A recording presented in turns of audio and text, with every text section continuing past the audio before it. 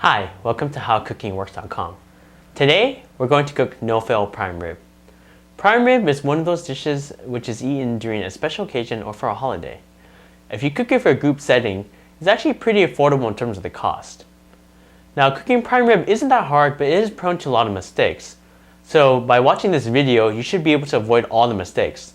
That's why it's called a no-fail prime rib video. There are two common mistakes people make when cooking this dish. The first is to overcook it. If you think about it, you only have one shot to cook this dish correctly. Once it's overcooked, you can't go back. To help alleviate this problem, we're going to use something called a probe thermometer. The second problem is oversalting this dish. This just means when you're seasoning the prime rib, be a little careful of how much salt you put in. Let's go over some of the tools and ingredients required for this dish. When the prime rib is done, we need to cut it, so you have two options. The first is to use a very sharp chef knife or an electric knife. An electric knife is nice because it makes it easy to cut a roast or a turkey, and it's about $10 to $15 at your local retailer. Next, we need a roasting pan. Make sure you line your roasting pan with foil to put your ribeye in. And now for the most important thing of this dish, it's something called a probe thermometer. This is a probe thermometer here. It consists of two things. It consists of a needle and a wire, and it consists of the thermometer. Now, if you look at the thermometer, you can set it to a certain temperature. What's going to happen is we're going to stick this part in the meat, the wire is going to go outside, and when the roast reaches 130 degrees, it's going to beep. And when it beeps, it's going to be done. So what that means is there is no way we can overcook this dish. Now, if you watch some other videos online, other prime rib videos are asking you to use this thermometer. What this thermometer forces you to do is it forces you to open the oven door, and what's going to happen is you're going to lose a little bit of heat. You're going to stick this in, you're going to wait for it to see what temperature it is, you're going to take it out, and you're going to keep doing this a couple of times. The thing about a probe thermometer is you don't have to do anything. When this beeps, it's going to be done. Probe thermometers are pretty cheap on Amazon.com, but this is also available at your local retailer. Of course, now you're going to need the prime rib. So we have a prime rib here. We're going to go to a little bit more detail about this prime rib in a bit.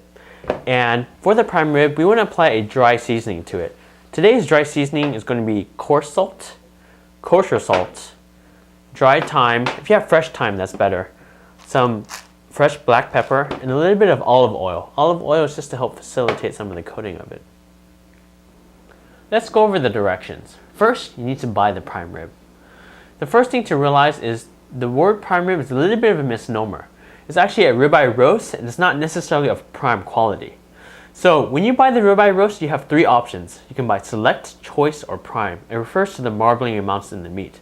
What you want regardless is, for the red area, you want the white to be evenly distributed through it because that's where the flavor is going to come from.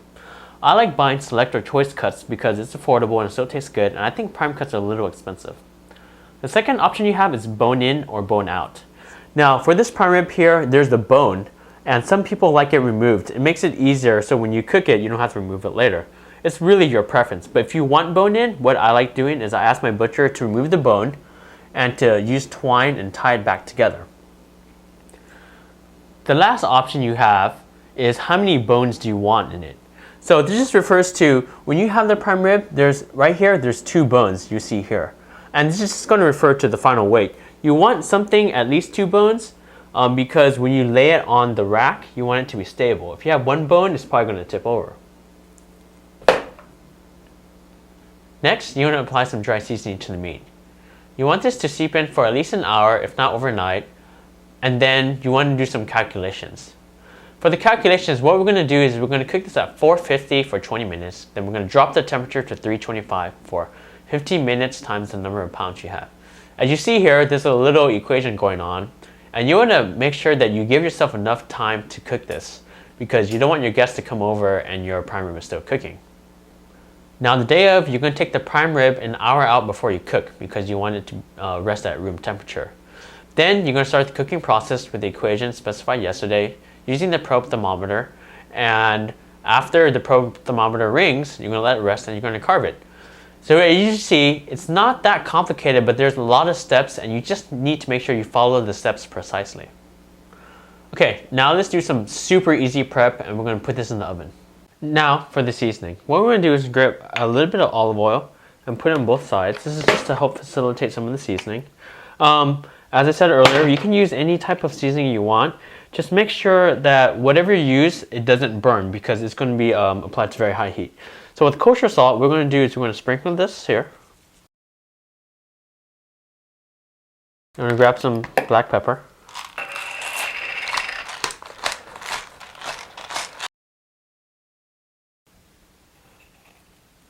Now a little bit of coarse salt.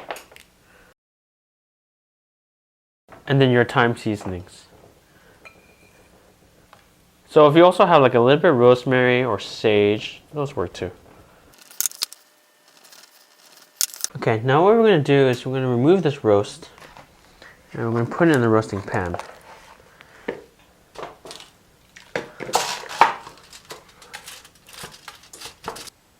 Now our oven's been preheated. What we want to do is put this in the middle rack of your oven,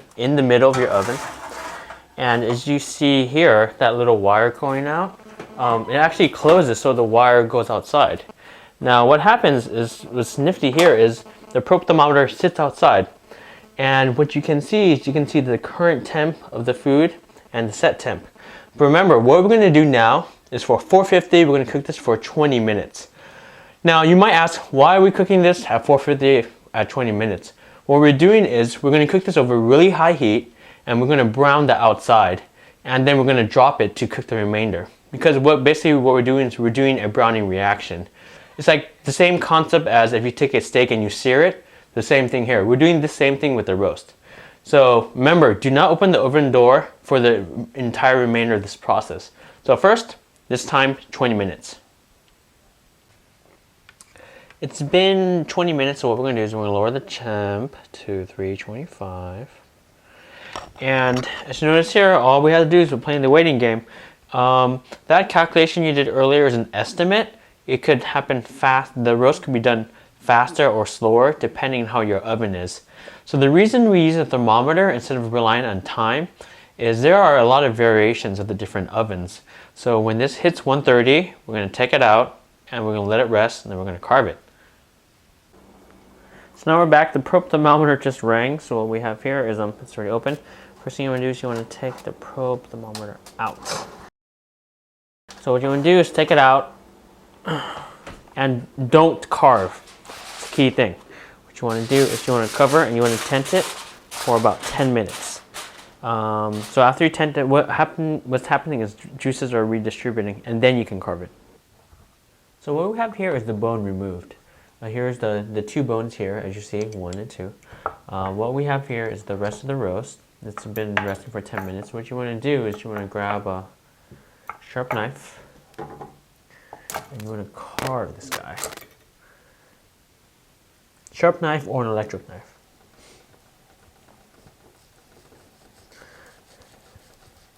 Oh, see how beautiful that is? That's perfectly cooked right there. So here you have it. This is a ribeye roast. Make sure you carve as your guests come. And you can add make any sauce, like a turkey gravy sauce. And there's a lot of things on the internet that you can find. So remember, using a probe thermometer ensures that this is cooked perfectly. So that's the only thing that you need to sort of worry about overcooking this. So with that said, bon appetit, happy holidays if you're watching it near Thanksgiving or Christmas, and see you next recipe.